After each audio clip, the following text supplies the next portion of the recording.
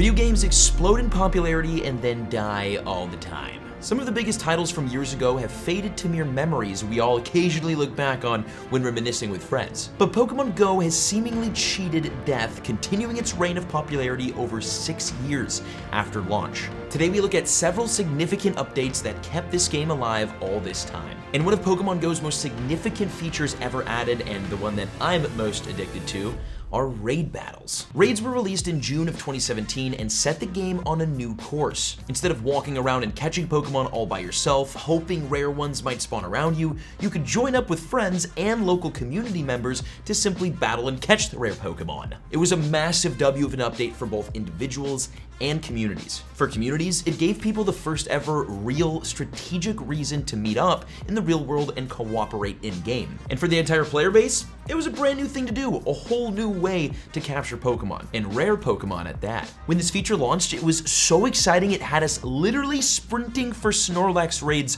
before they could even be shiny. Imagine that, running 2 miles for a guaranteed non-shiny Snorlax raid. Now it's important to understand that 2017 was the most dead year for Pokemon GO, so updates like this really helped save it at its lowest time. And nobody won more with this feature than the developers, who successfully deployed the most profitable feature to this day this game has ever seen. Locking exclusive Pokemon behind raid battles that people had to pay to defeat became a standard of Pokemon GO's monetary strategy. This meant the developers could make more money, raise more investor money, and ultimately hire more people to make the game better. Everybody won! Think about how many times the game has been made literally 100,000 times more exciting simply because one single raid boss was put into the raids. This feature has become the easy, quick fix way to just make Pokemon GO more exciting. And did you know back in the day, raid battles were the only way to get rare candies, golden raspberries, and TMs. There were serious incentives to raid battles even before legendary Pokemon and shiny eligible raid bosses. But once they were released,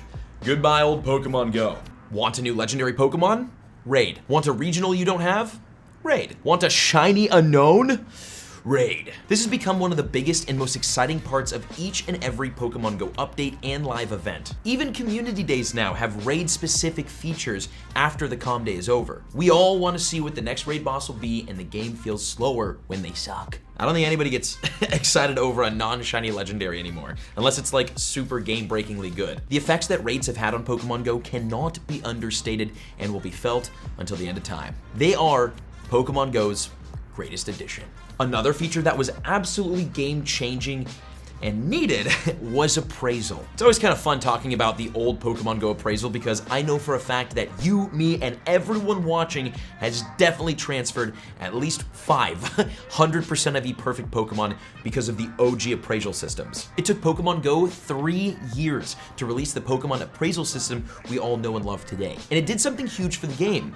Opened up higher level strategies for everyone. Before this system, there was a complicated way to check IVs that included decoding what your team leader was telling you. And before that, there was no appraisal. The only real way to get an accurate calculation on your Pokemon IVs was using a third-party website. You'd basically plug in all the data about your Pokemon, including CP, Stardust cost to power up, HP, etc. Then the website would run your Pokemon's numbers and give you the exact IVs in percentage. This was obviously super helpful, but a really annoying extra step that most players, except for the super hardcore players, opted out of. I play this game as my career, and I didn't even do it. Even though IVs are obviously super important, especially now with PvP, most people just didn't want to put in the extra effort to figure them out. Especially considering you'd have to do the calculation for each and every individual Pokemon you wanted to figure out the IVs for. So in August of 2019, when this new awesome appraisal system was finally released, the biggest change was really accessibility. An accurate calculation of a Pokemon's stats were finally visible in-game in a super easy to understand way. And this sparked a whole new side of Pokemon hunting. Strong IVs. Without this appraisal system, players would have never really cared about IVs. But with it, it gave us all a new reason to go out and hunt. Instead of your biggest, baddest Pokemon in your collection being a cool third stage evolution like a Dragonite, it was all about how high the IVs were. Instead of flexing that Tyranitar on your friends, you'd flex that 100% IV Flareon. Perfect IV Pokemon became an absolute obsession to hunt, rivaling the excitement of shiny Pokemon. And since getting a 100% IV Pokemon is significantly more rare than getting getting a shiny, obtaining a hundo is still to this day one of the most exciting things in the game. And it all started with that one fateful update to how IVs were displayed. A recent update to the Mega Pokemon system completely 180'd this dying feature. So much so that the Mega system is currently the #1 most significant feature for high-level strategy and gameplay. When only months ago, the Mega system was the most unpopular in Pokemon GO. How did that happen? How could one update completely alter the fate of a feature? Before the Mega rework, Mega Pokemon were kind of a controversy. People didn't like the energy system, Megas weren't really that useful, energy was expensive to get. Mega Pokemon just really weren't worth it, so nobody engaged with them.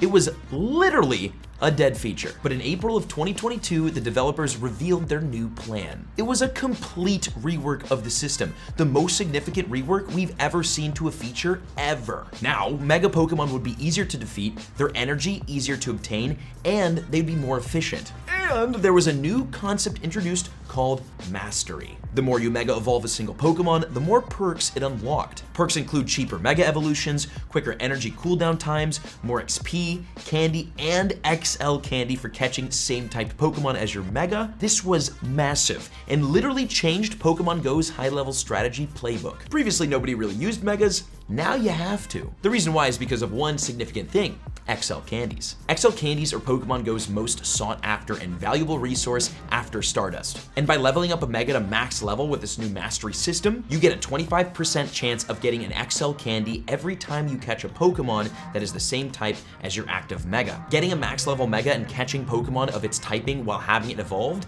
is the new 5-head strategy of Pokemon GO. You simply cannot play this game at the highest and most strategic level without taking advantage of this new system. There is one single item that was added to Pokemon GO that has had more of an impact than any other feature introduced in the history of the game. Back in 2020 during the global pandemic, Pokemon GO was in a rough place. This was a game built upon going outside and exploring and playing in the real world. How would it survive when everyone was forced to stay indoors? 2 words.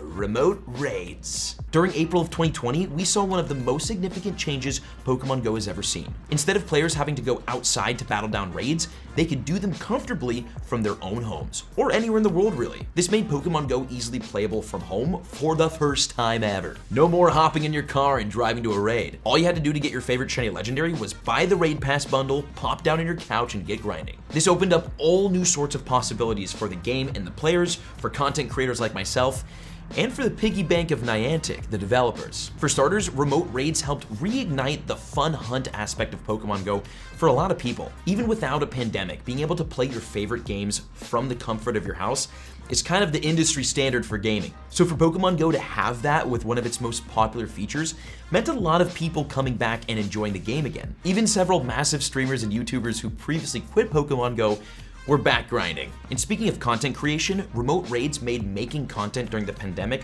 possible and way more fun. Even to this day, I tend to stream less Pokemon GO when the raid bosses just aren't as good. Remote raiding makes for great at-home shiny hunting. And did you know Pokemon GO's most successful year ever was actually during the peak of the pandemic in 2020. They brought in $1.23 billion in revenue that year, a huge jump from any year before it, all due to remote raids. To this day, remote raids are probably still the most popular feature in the game. With new shiny raid bosses releasing multiple times monthly, there is no shortage in remote raid pass hype. And those were several major features that kept Pokemon GO from fading into gaming oblivion. If any of those features kept you playing, let me know in the comments below and check out the other videos on screen because they're bangers as well. Thanks for watching. See you in the next one.